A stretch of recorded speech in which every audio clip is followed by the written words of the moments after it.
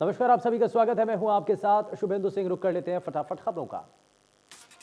मुख्यमंत्री मनोहर लाल ने एक बड़ी घोषणा करते हुए फसल खराब होने पर दी जाने वाली मुआवजा राशि को 25% बढ़ाया। सीएम ने कहा कि 75% से 100% फसल खराब होने पर दी जाने वाली 12,000 की मुआवजा राशि को 15,000 किया गया। सीएम ने कहा कि 10,000 की मुआवजा राशि को बढ़ाकर 12,500 किया गया। साथ ही इससे नीचे के सभी स्लैब में 25% की बढ़ोतरी हुई। धर्मनगरी कुरुक्षेत्र के शाहबाद उपमंडल स्थित शुगर मिल के एथनॉल प्लांट का आज वर्चुअल माध्यम से उद्घाटन हुआ। मुख्यमंत्री ने करनाल से आन प्रणाली से शाहबाद शुगर मिल के 66 KLPD शीरा आधारित एथनॉल प्लांट का उद्घाटन किया। इस प्लांट पर राज्य सरकार की तरफ से करीब 99 करोड़ रुपए का बजट खर्च किया गया। समारोह में सीएम के राजनीतिक सचिव कृष्ण बेदी, उपायुक्त Mukul Kumar, MD sugar mill Virender Chaudhary और मिल के निदेशक मौजूद रहे। सीएम कल यानी 9 नवंबर को करनाल कैथल और करनाल इंद्री लाडवा सड़क के 4 लेन कार्य का उद्घाटन करेंगे। चंडीगढ़ में डिप्टी सीएम दुष्यंत चौटाला ने 75% रोजगार गारंटी कानून लागू होने पर प्रेस कॉन्फ्रेंस की।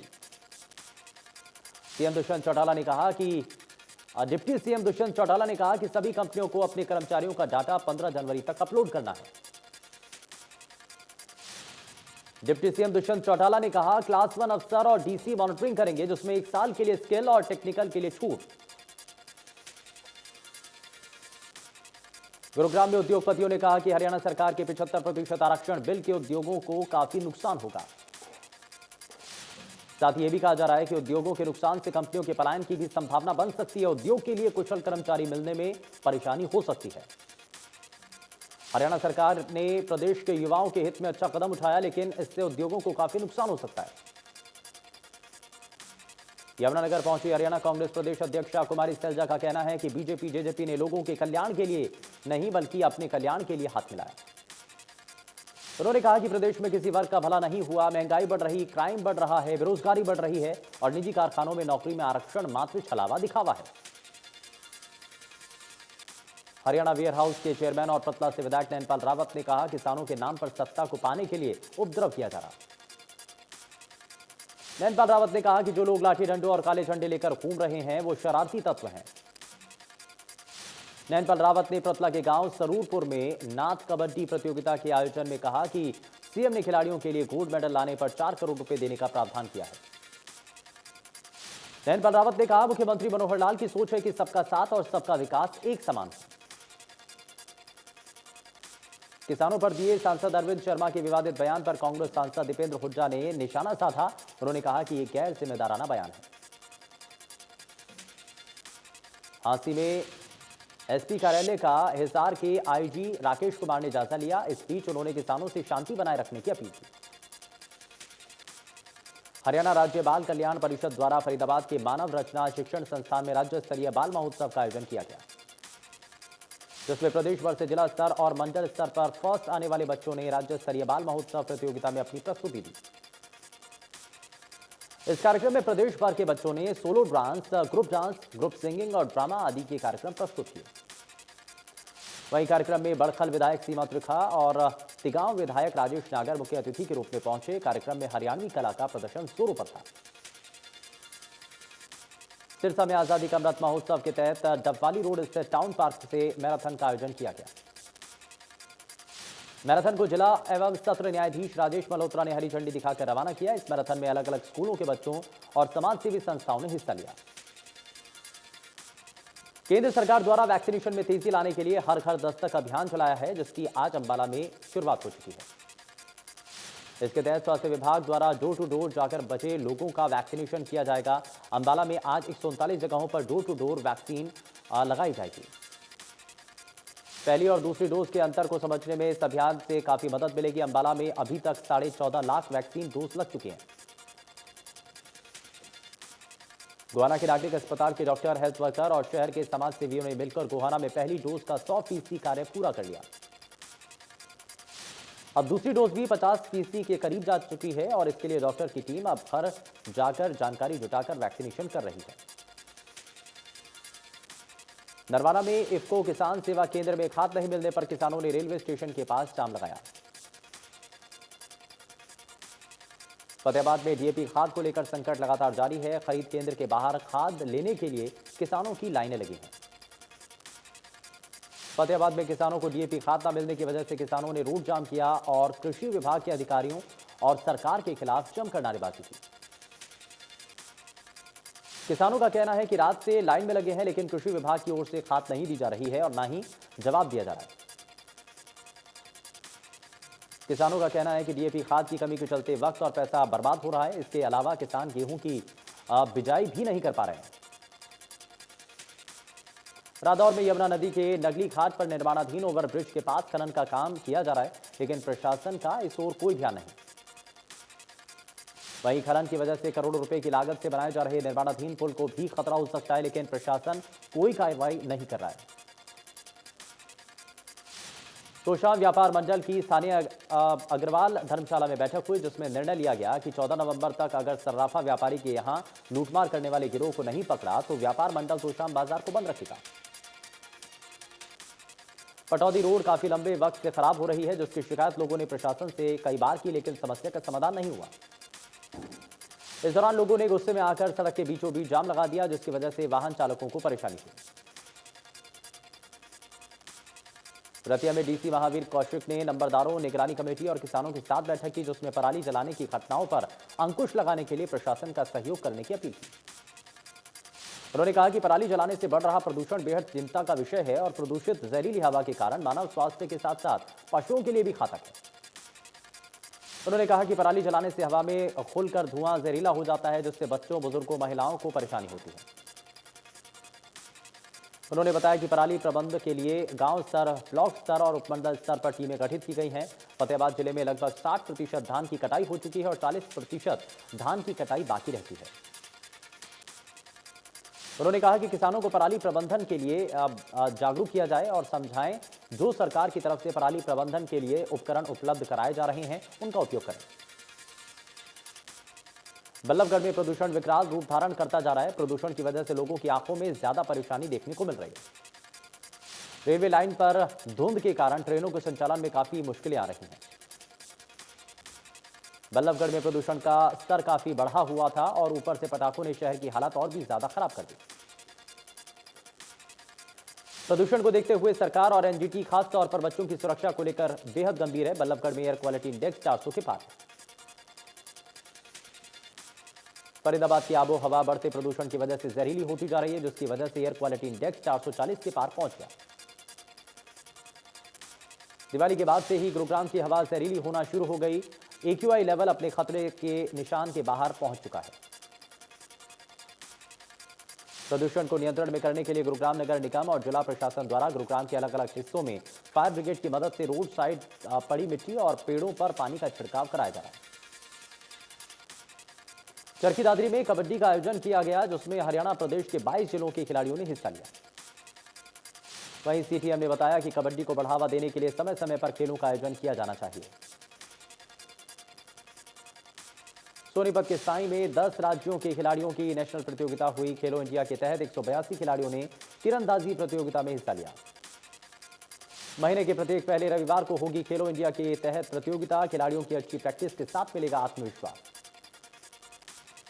5 दिसंबर को साई सोनीपत में होगी अगली प्रतियोगिता। सोनीपत में सीनियर और जूनियर के लिए खेला गया प्रथम खेलो इंडिया तीरंदाजी टूर्नामेंट।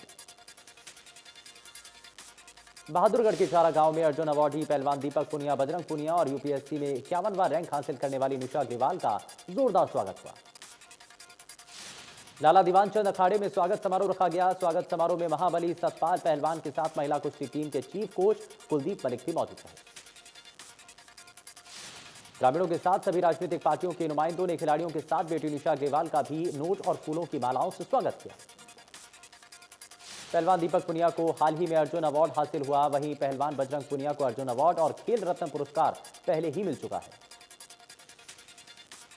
3 कृषि कानूनों और बीजेपी नेताओं के बयान को किसान संगठनों की पंचायत हुई खत्म। किसान नेता गुरनाम सिंह चढ़ूनी ने कहा, किसान पंचायत में पास के प्रस्ताव पास हो गए। खराब फसलों के मुआवजे पर 40,000 रुपए की मांग को लेकर किसान पंचायत प्रस्ताव पास किए गए। संसद घेराव और प्रधानमंत्री निवास घेराव का प्रस्ताव एसकेएम की 9 तारीख की मीटिंग में रखने पर सहमति हुई। बल्लभगढ़ के सेक्टर 23 में क्राइम ब्रांच ने नशे के कारोबारी के रिश्तेदार के घर पर छापेमारी करते हुए 1,13,50,000 रुपए बरामद करने में कामयाबी हासिल की। क्राइम ब्रांच के मुताबिक उन्हें गुप्त सूत्रों के हवाले से सूचना मिली थी और आरोपी के घर के नशे का सामान है, लेकिन जब छापेमारी की गई तो आरोपी के घर नशे का सामान तो नहीं मिला, लेकिन भारी मात्रा में कैश बरामद हुआ। क्राइम ब्रांच बदरपुर बॉर्डर की टीम ने मामले को इनकम टैक्स के हवाले कर दिया और अब इनकम टैक्स मामले की जांच कर रही है। सोनीपत में एक पत्नी ने अपने प्रेमी के साथ मिलकर पति की हत्या कर दी और शव को गांव बरौटा के पास झाड़ियों में दफना दिया।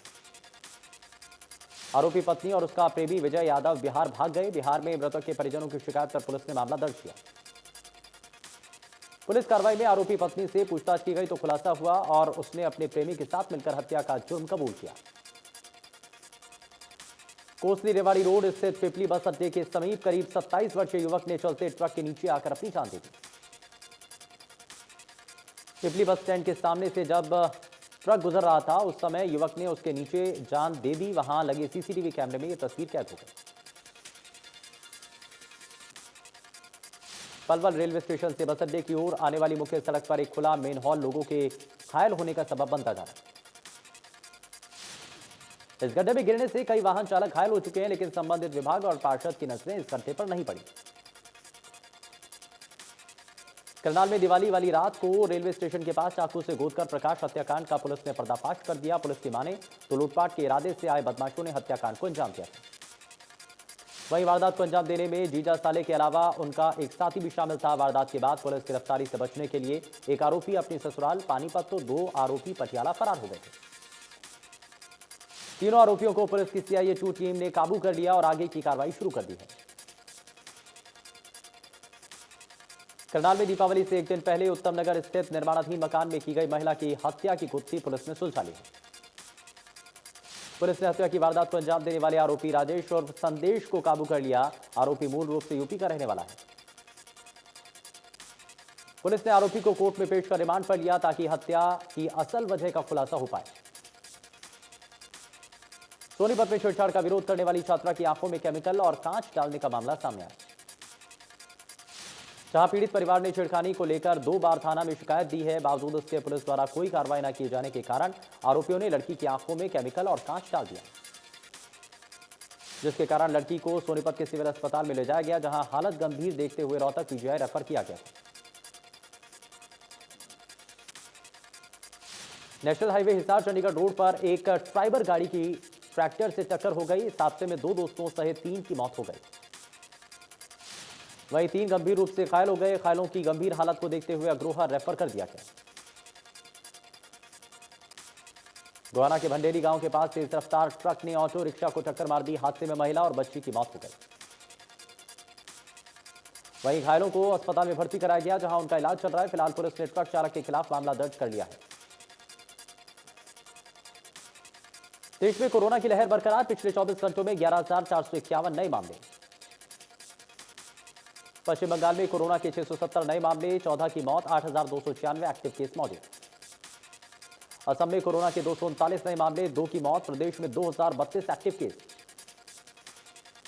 बिना खर्ची और पर्ची के शहीद सैनिक की बेटी नैन्सी बनी पुलिस सब इंस्पेक्टर। सरकार की पारदर्शी प्रणाली की नैन्सी और परिजनों ने प्रशंसा की।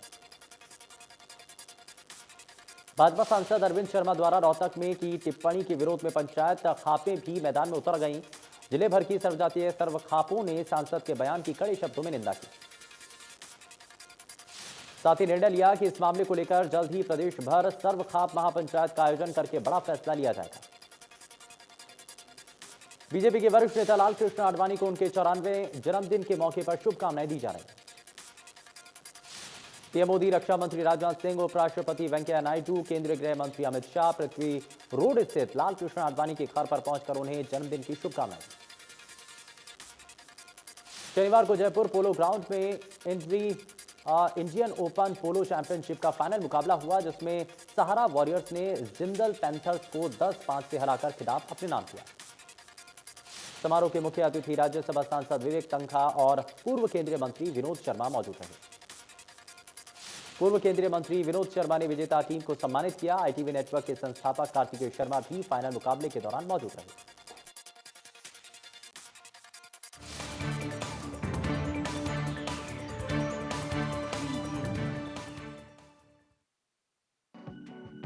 Presented by. इम्यूनिटी बढ़ाने के लिए 90 वर्षों से महिलाओं की नंबर 1 आयुर्वेदिक औषधि फोटोनिक हेम पुष्पा।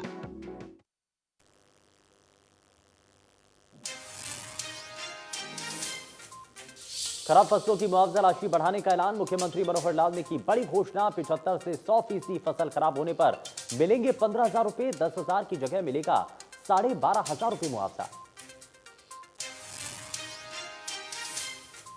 करनाल को मुख्यमंत्री मनोहर लाल की बड़ी सौगात। 270 करोड़ की लागत से बनी हाईटेक शुगर मिल का उद्घाटन।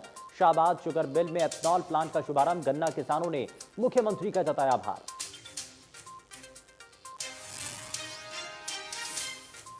15 नवंबर तक 16 जिलों में पूरा होगा फसल खरीद का काम। डिप्टी सीएम दुष्यंत चौटाला बोले, एक एक दाने की खरीद कर करेंगे भुगतान। अब तक पिछले साल से 1.25 लाख मीट्रिक टन ज्यादा धान की हुई खरीद।